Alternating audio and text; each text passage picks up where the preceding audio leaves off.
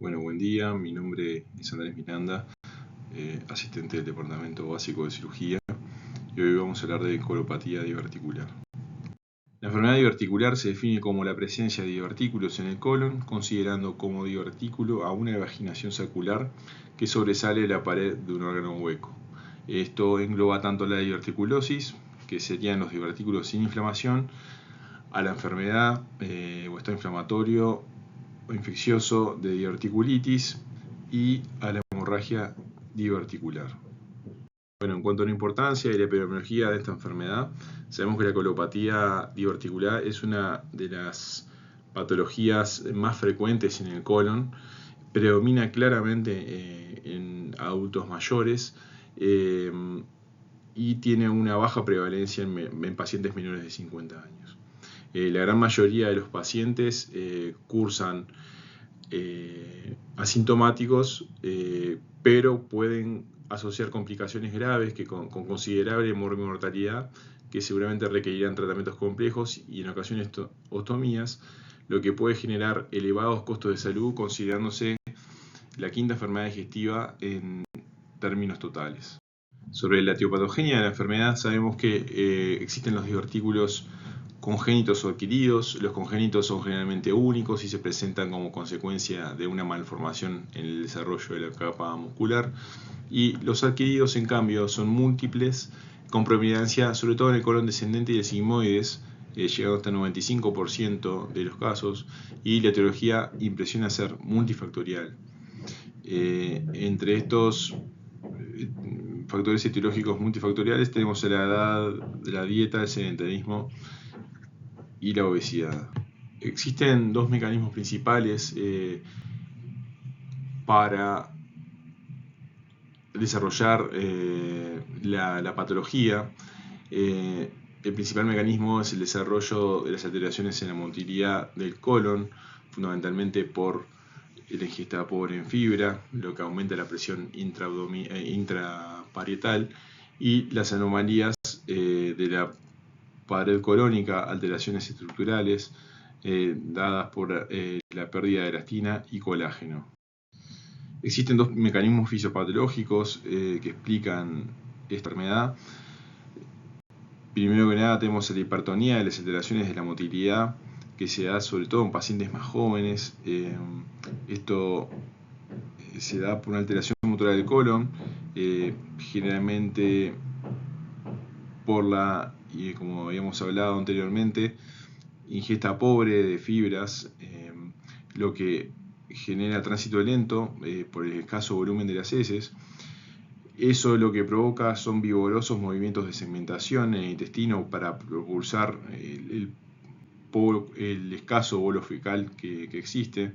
Eso retrasa el transporte intestinal, aumenta la absorción de agua y por lo tanto también eso es otro factor que hace que la materia sea más dura y por lo tanto más difícil de propulsar. Otro mecanismo, sobre todo en los pacientes más veteranos, es la hipotonía y la disminución de la resistencia de la pared, que eso se da fundamentalmente por la edad. Eso conlleva una denervación vagal relacionada con el envejecimiento y también una disfunción de la musculatura lisa. Bueno, con respecto a la fisiopatología de las complicaciones, la más habitual en la colopatía por hipertonía es la diverticulitis. Y la misma es tradicionalmente explicada por fecalitos que obstruyen el divertículo causando un barotrauma, lo que lleva a una abrasión de la mucosa, inflamación y sobrecrecimiento bacteriano. La evolución natural de la inflamación contigua al divertículo culmina en una micro o macro perforación, lo que conlleva además el proceso inflamatorio a la supuración y a la fibrosis inflamatoria. En pacientes con hipotonía, la complicación más frecuente es hemorrágica y dependerá fundamentalmente de la erosión de los vasos presentes en el cuello del divertículo. En cuanto a la anatomía patológica, macroscópicamente los divertículos del colon son pequeñas evaginaciones con forma de matraz que suelen medir entre 0,5 y 1 centímetro de diámetro. Se distribuyen de forma regular entre las teñas del colon, a menudo rodeados por los apéndices epiploicos. Los divertículos verdaderos son congénitos e involucran todo el espesor de la pared intestinal. Por el contrario, los cietodivertículos presentan una delgada pared que involucra solamente la mucosa de la submucosa, predominantes en esta patología y son de carácter adquirido, como habíamos mencionado. El diagnóstico de la enfermedad diverticular será clínico, endoscópico e imagenológico. Las manifestaciones clínicas en esta patología son sumamente variadas.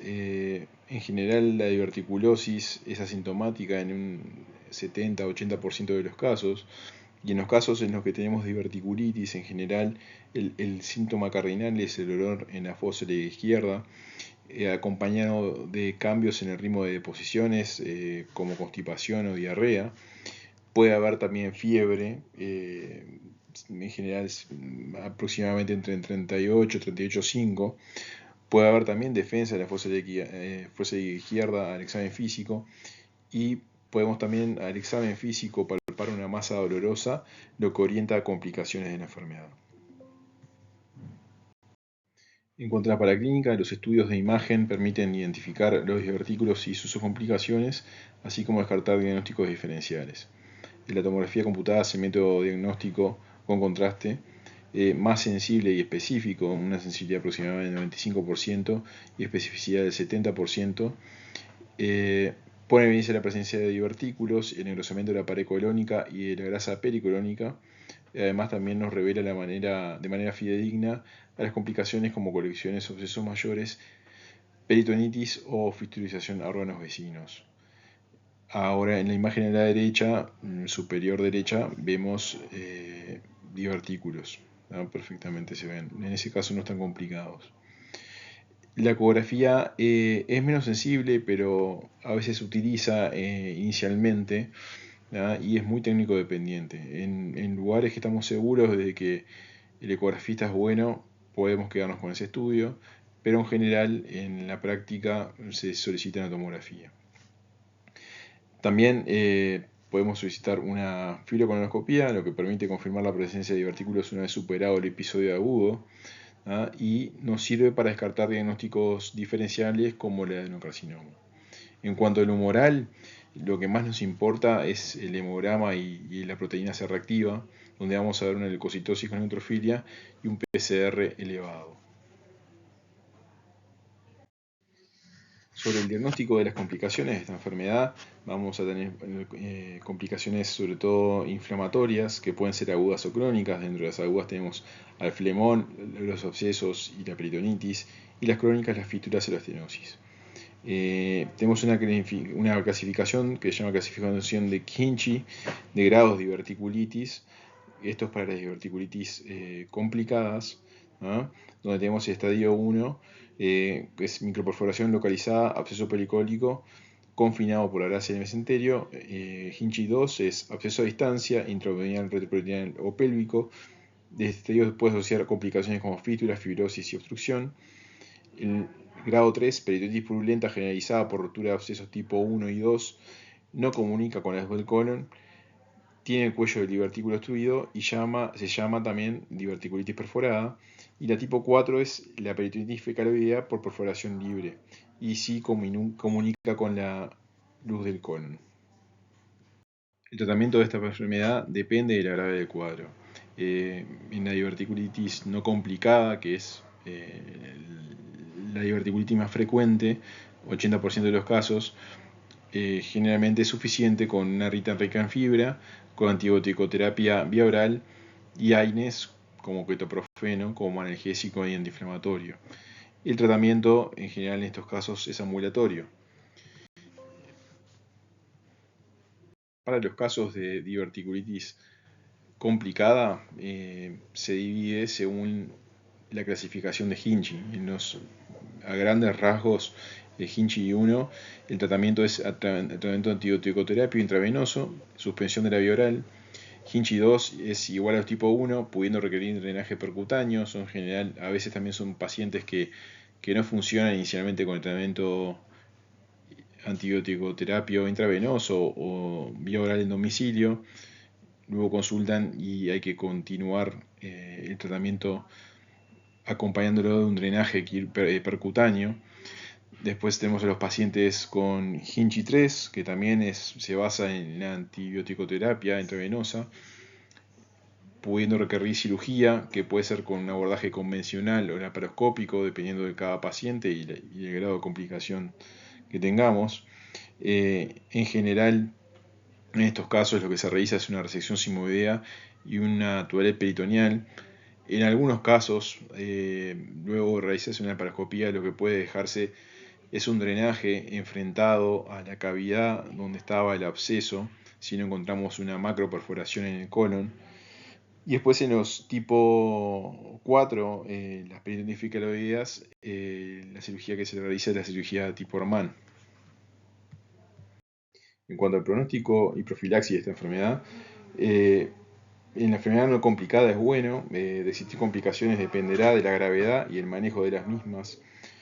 Sabemos que un tercio de los pacientes permanecerán asintomáticos, otro tercio manifestará síntomas sin diverticulitis y el restante sufrirá de un nuevo episodio a menos de un año de ocurrido el primero. En cuanto a la prevención, tenemos que indicar a los pacientes que tengan una dieta rica en fibra, que aumenten la actividad física, que disminuyan el consumo del tabaco. Y bueno, también como parte de la prevención secundaria, se puede indicar rifaximina como antibiótico vía oral preventivo para los casos de diverticulitis.